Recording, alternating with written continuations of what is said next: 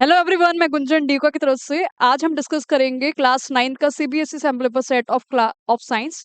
ठीक है, तो साइंस के हमने सारे नोट्स आपने डिस्कस कर लिए होंगे, सारे चैप्टर्स आपने रिवाइज कर लिए होंगे अभी तक। ठीक है, तो आज हम डिस्कस करेंगे साइंस का सेट 1। ठीक है, और आपको भी पता है कि साइंस के सेट के अंदर साइंस का जो हमारा क्वेश्चन पेपर आने वाला है उसके अंदर हमें 4 सेक्शंस हमें मिलने वाले हैं। Section A B C D E, है ना। तो सेक्शन ए के अंदर क्या होगा, हमारे एमसीक्यूज होंगे। तो आज हम सेक्शन ए के एमसीक्यूज ही हम डिस्कस करेंगे।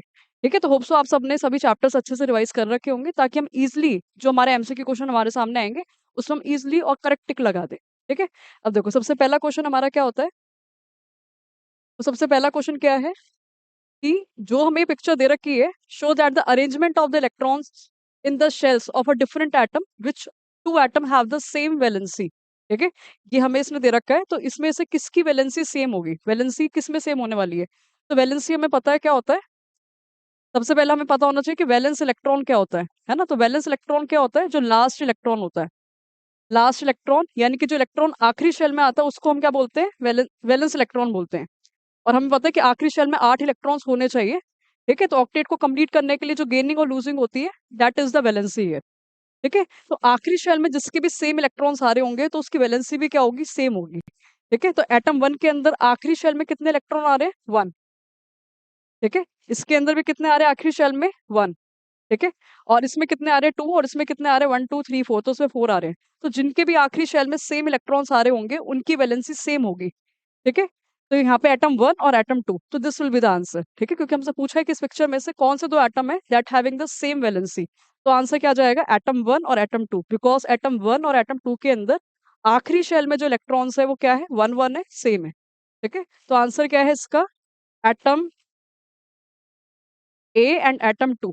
ठीक है, तो आंसर में क्या जाएगा, एटम 1 एंड एटम 2। और एटम 1 और 2 क्यों जा रहा है, बिकॉज इन दोनों के जो लास्ट इलेक्ट्रॉन्स है यानी कि जो वैलेंस इलेक्ट्रॉन्स है वो क्या है, 1 है।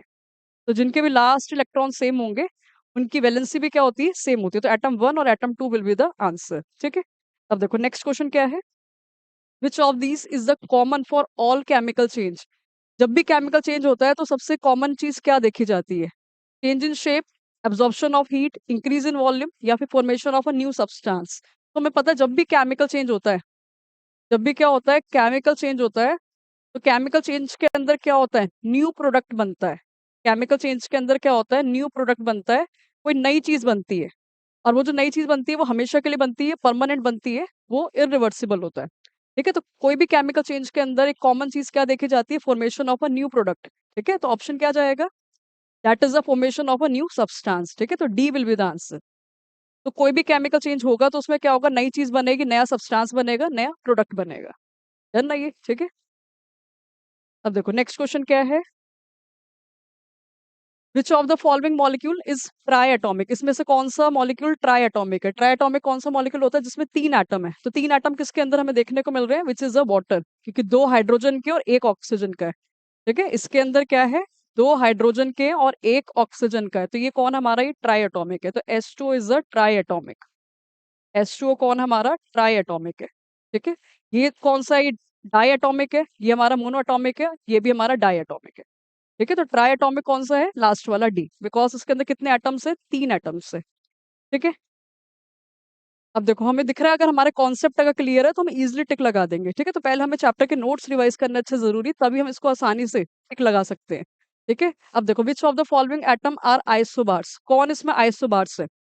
तो आइसोबार्स कौन होते हैं, आइसोबार कौन होते हैं, जिनका क्या होता है, सेम मास नंबर होता है ना। हमें पता है जिनका मास नंबर सेम होता है और डिफरेंट एटॉमिक नंबर होता है। Same mass number but different atomic number, वो हमारे कौन होते हैं, दैट आर द आइसोबार्स। है ना, तो आइसोबार्स कौन होते हैं, जिनका मास नंबर क्या होता है, सेम होता है, और एटॉमिक नंबर क्या होता है, डिफरेंट होता है। ठीक है, और किसी भी अगर हमें एटम को रिप्रेजेंट करना हो तो कोई भी हम ले लिया, जैसे सपोज हमने कौन ले लिया, कार्बन ले लिया, तो नीचे हम क्या लिखते हैं, एटॉमिक नंबर, और ऊपर क्या लिखते हैं, मास नंबर। तो जिनका भी मास नंबर सेम होगा, ऊपर वाले नंबर सेम होंगे, तो वो हमारा आइसोबार्स होगा। ठीक है, तो ऊपर वाले नंबर किस में सेम आ रहे हैं, इसमें कितना, 12 और 14, ये नहीं है, इसमें देखो 40 40, ऊपर वाले नंबर सेम है, और ऊपर वाले नंबर सेम है तो यानी कि इनका मास सेम है। ठीक है, और एटॉमिक नंबर नीचे वाले क्या है, डिफरेंट है। तो ऑप्शन क्या जाएगा, बी। ठीक है, तो आइसोबार्स कौन होते हैं? जिनका मास नंबर सेम होता है बट एटॉमिक नंबर डिफरेंट होता है।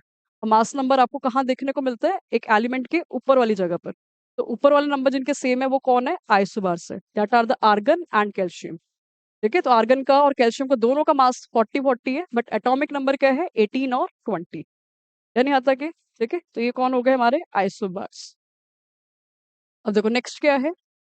A few substance are arrange in the increasing order of the forces of attraction. ठीक है, कुछ एटम्स को अरेंज किया गया है in the increasing order of the force of attraction between the particle. Which one of the following represent the correct arrangement? ठीक है, तो यहाँ पर हमारे जो कौन है सब्सटेंस है, उन सब्सटेंसेस को कैसे अरेंज किया गया है? इंक्रीजिंग ऑर्डर में अरेंज किया है।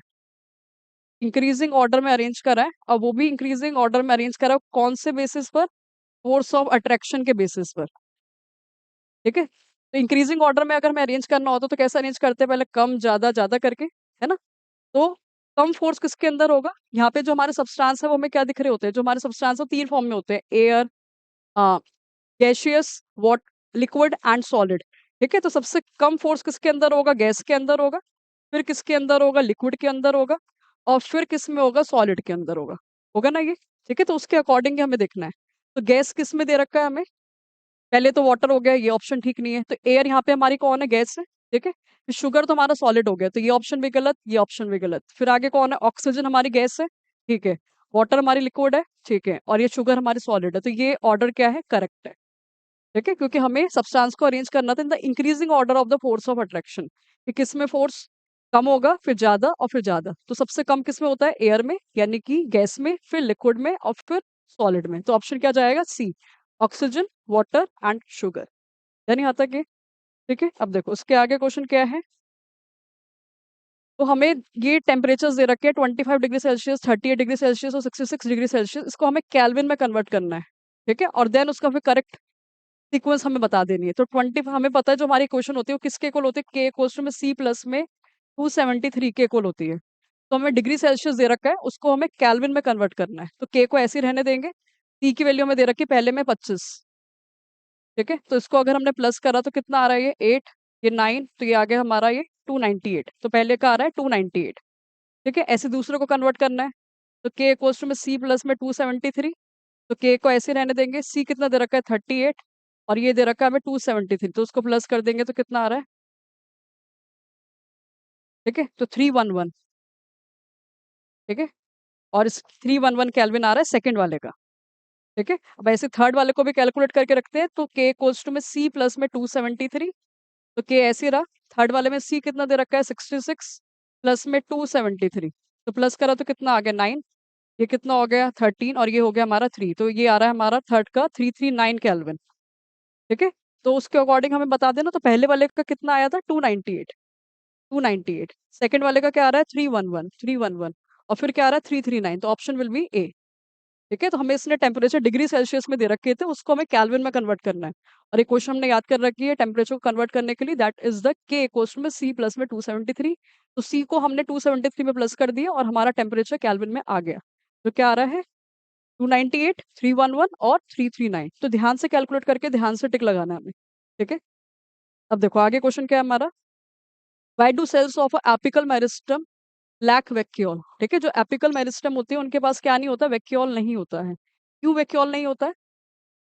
वैक्यूल नहीं होता है क्यों? Because they store the food material, they have a thin cell wall, they contain the dense cytoplasm, या फिर they are actively dividing cell. तो मेन ऑप्शन क्या जाएगा? That is the D. क्योंकि हमें पता है जो हमारे मेरिस्टेमेटिक सेल्स होते हैं वो क्या होते हैं? डिवाइडिंग सेल्स होते हैं। उनको लगातार डिवाइड होना होता है। तो डिवाइडिंग अच्छे से हो सके तो उनके पास क्या नहीं होते? वैक्यूल्स नहीं होते हैं। ठीक है, तो एपिकल मेरिस्टम के पास क्या नहीं होता है? वैक्यूल्स नहीं होते, because they are actively dividing cell, क्योंकि कॉन्टिन्यूसली क्या हो रहे होते हैं? डिवाइड हो रहे होते हैं। यानी यहाँ तक ये। ठीक है, अब देखो आगे क्वेश्चन क्या है हमारा? देखो which of the cells is the longest? इसमें सबसे लंबी सेल हमारी कौन सी है? Bone cell, nerve cell, stomach cell, या फिर हार्ट मसल सेल? तो answer will be the nerve cell. Body की सबसे लंबी सेल हमारी कौन है? नर्व सेल है। ठीक है, तो nerve cell is the longest cell. Longest cell है। और इस नर्व सेल का एक और नाम क्या होता है? That we know, neuron. Nerve cell का एक और नाम क्या है? न्यूरॉन। और इस नर्व सेल से, इस न्यूरॉन से हमारा ब्रेन बनता है, हमारी स्पाइनल कॉर्ड्स बनती है, और हमारी नर्व्स बनती है। यानी यहाँ तक है। ठीक है, अब देखो उसके आगे क्या दे रखा है? Amoeba acquires its foods through the process termed as a, amoeba को जो फूड मिलता है वो कौन से प्रोसेस के थ्रू मिलता है, और ये अलग से डिफाइनिंग में भी क्वेश्चन आ जाता है। ठीक है, तो अमीबा जो है हमारा ये, अमीबा के ये जो निकले होते हैं उसको हमें पता है क्या बोलते हैं, सूडोपोडिया बोलते हैं, that is called as a pseudopodia, isn't it. इन ये जो एक्सटेंशन निकली हुई है उनको क्या बोलते हैं, सूडोपोडिया। इस सूडोपोडिया के थ्रू क्या होता है, वो फूड को कैप्चर करते हैं, और फूड के कैप्चरिंग करने के प्रोसेस को क्या बोला जाता है, एंडोसाइटोसिस। क्या बोलते हैं, एंडोसाइटोसिस, बिकॉज फूड जो होता है वो अमीबा के अंदर जाता है। ठीक है, तो एंडोसाइटोसिस के थ्रू क्या होता है, जो अमीबा है वो फूड को गेट करता है, अमीबा गेट द फूड। ठीक है, तो अमीबा कौन से फूड, कौन से प्रोसेस के थ्रू फूड को गेट करता है, तो we will say by endocytosis. यानी यहाँ तक है। ठीक है, और ये जो फॉल्स फीट निकले होते हैं उसको क्या बोलते हैं, सूडोपोडिया। देखो अब आगे, तो हमारी किचन ऑफ द सेल कौन है, किचन ऑफ द सेल मतलब क्या, कि खाना कहाँ बनता है, किचन ऑफ द सेल हमारा कौन है, माइटोकॉन्ड्रिया, एंडोप्लाज्मिक रेटिकुलम, क्लोरोप्लास्ट या फिर Golgi body. So answer will be the chloroplast, क्योंकि क्लोरोप्लास्ट के अंदर ही क्या होता है, क्लोरोफिल होता है, उस क्लोरोफिल के थ्रू क्या होता है, प्लांट अपना खाना बनाता है, विच इज अ ग्लूकोज। ठीक है, तो किचन ऑफ द सेल कौन है, क्लोरोप्लास्ट। ठीक है, क्योंकि क्लोरोप्लास्ट के अंदर ही क्या होता है, क्लोरोफिल होता है, और क्लोरोफिल के थ्रू क्या होता है, प्लांट का फूड बनता है। ठीक है, और प्लांट का फूड हमें पता है दैट इज द ग्लूकोज। क्या है वो, हमारा ग्लूकोज। यानी यहाँ तक ये तो बहुत आसानी से हम टिक लगा सकते हैं अगर हमने चैप्टर को बहुत अच्छे से समझा है तो। ठीक है, अब देखो आगे क्वेश्चन क्या है, देखो अब आगे क्वेश्चन क्या है, the flexibility of a cell is due to the, plant के अंदर जो फ्लेक्सिबिलिटी होती है, जो लचीलापन होता है, वो किसके वजह से होता है, कॉलन कायमा, स्क्लेरन कायमा, पैरन कायमा या फिर क्लोरेन कायमा। तो आंसर है कॉलन कायमा। ठीक है, क्योंकि हमें पता है जो प्लांट के अंदर जो फ्लेक्सिबिलिटी होती है, वो फ्लेक्सिबिलिटी किसके वजह से देखी जाती है, बाय द कॉलन कायमा सेल की वजह से, बाय कॉलन कायमा। और कॉलन कायमा की वजह से क्यों देखी जाती है, बिकॉज कॉलन कायमा के अंदर क्या होता है, लार्ज वेक्यूल होता है। कॉलन कायमा के अंदर क्या होता है, लार्ज वेक्यूल। तो लार्ज वेक्यूल होने की वजह से कॉलन कायमा के जो सेल्स होते हैं वो क्या प्रोवाइड करते हैं, प्लांट को फ्लेक्सिबिलिटी प्रोवाइड करते हैं। जैसे जो लीफ होती है वो फ्लटर करती है, ब्रांचेस थोड़ी सी फ्लेक्सिबल होती है बिकॉज ऑफ द कॉलन कायमा। ठीक है,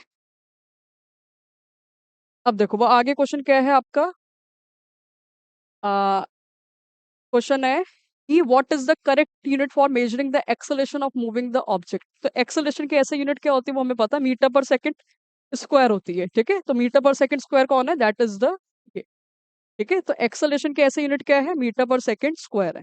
चलिए, और सबकी हमें ऐसे यूनिट याद रखनी है।